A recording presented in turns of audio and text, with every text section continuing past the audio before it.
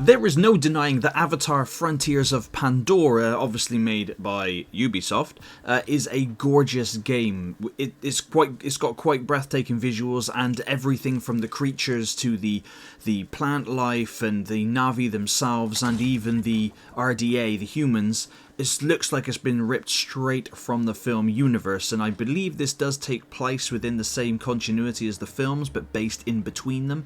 And this was a game that I played through in one weekend. I completed the main story in about 16 hours. I did a couple of side quests, but I just wanted to get through it because I've got a lot on my backlog at the minute. But I will return to Avatar and finish off all the stuff because I did enjoy it. However, as much as I did love the game and still do love the game because I am a massive Avatar fan. I went to watch the original Avatar in 2009 many times in the cinema, and I've watched it many times since. And if you haven't watched the super extended collector's edition of the first Avatar film, please do. It is really awesome, and I really enjoyed The Way of Water as well. I thought it was a great sequel. However, with this game, now unfortunately, with all the other reviews that have come out for the game, they've all said this is Far Cry. I mean, you could probably see that from the trailers. It's Far Cry with an Avatar skin, and they are not wrong.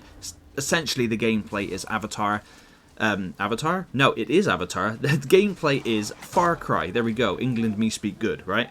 And and what you do is you essentially use the various different weapons, and you can craft, and you can cook, and you can collect things to make more arrows, and you can just collect things to make different kinds of bombs and other kind of trinkets like that, etc. There's nothing new to point out there. The gameplay is pretty much similar to what's come before it. The main draw I find with this game is the fact that it takes place on Pandora and within the lore of the Avatar franchise, and just exploring is really cool. It's a very vibrant, lush and very active game world, and one of the best looking forest games I've ever seen, with all the different plant life moving in the wind and whatnot. It's really cool. Now you can hunt animals, and especially in the same way as they try and promote in the films, that you want to try and get yourself a clean kill, and so you can get the best materials and food from the animals. Of course, food gives you a buff. We all know that. That's the same as mechanic that's in a lot of other games. I mean, I'm pleased to say that there is no climbing any towers to unlock the area, although you do have to, for your Ikran, which is your flying dragonfly thingy, you do have to sort of do something story-wise to be able to gain the flight ability within new areas, which is a bit odd, but I'll let it slide. It's fine. The combat in the air as well is especially really cool. You can fly your Ikran everywhere. You can ride a dire horse at one point, which you have to for the story, and then it's optional beyond that. But as soon as you get the ability to ride your Ikran, the dire horse becomes basically redundant.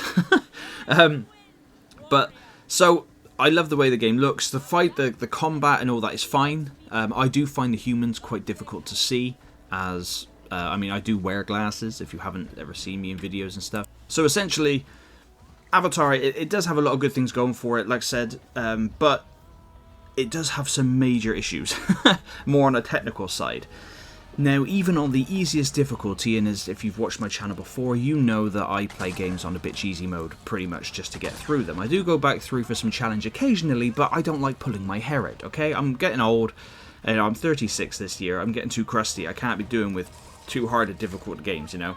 Now, the enemy will absolutely savage you if you are out in the open. And being a Na'vi and being taller than humans, it's quite difficult to hide. And the stealth is crap in this game as well.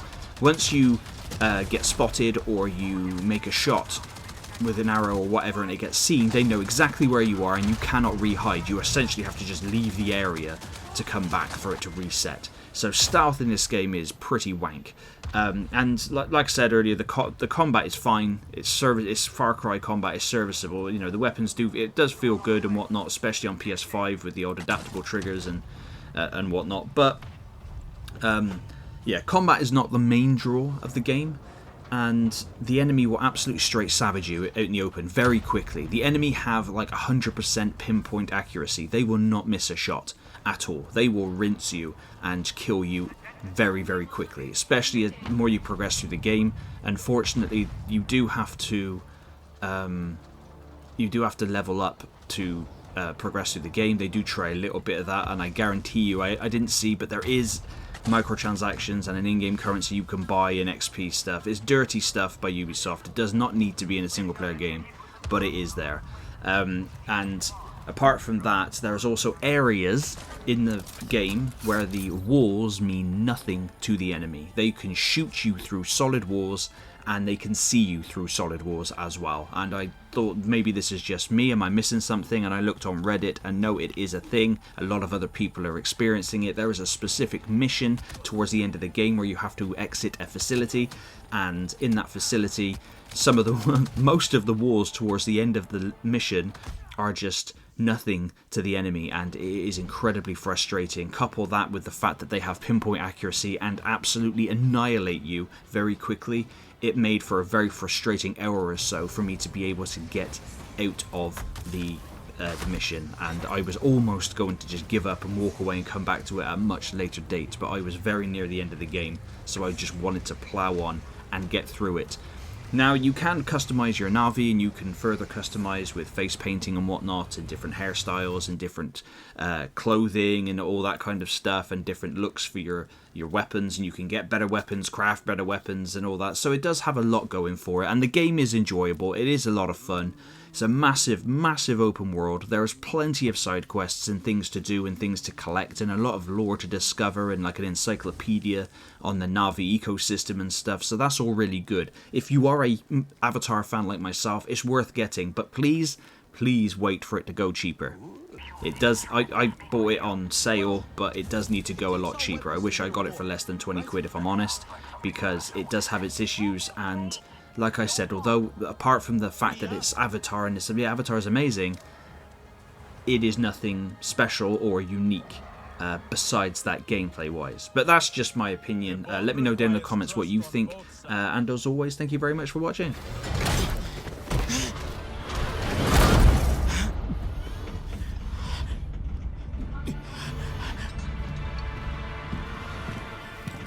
Gotcha. Where'd you catch, Harding? You don't gotta worry about this one. It hasn't got anywhere near the fight its sister did. Murderer! Well, look where it got her.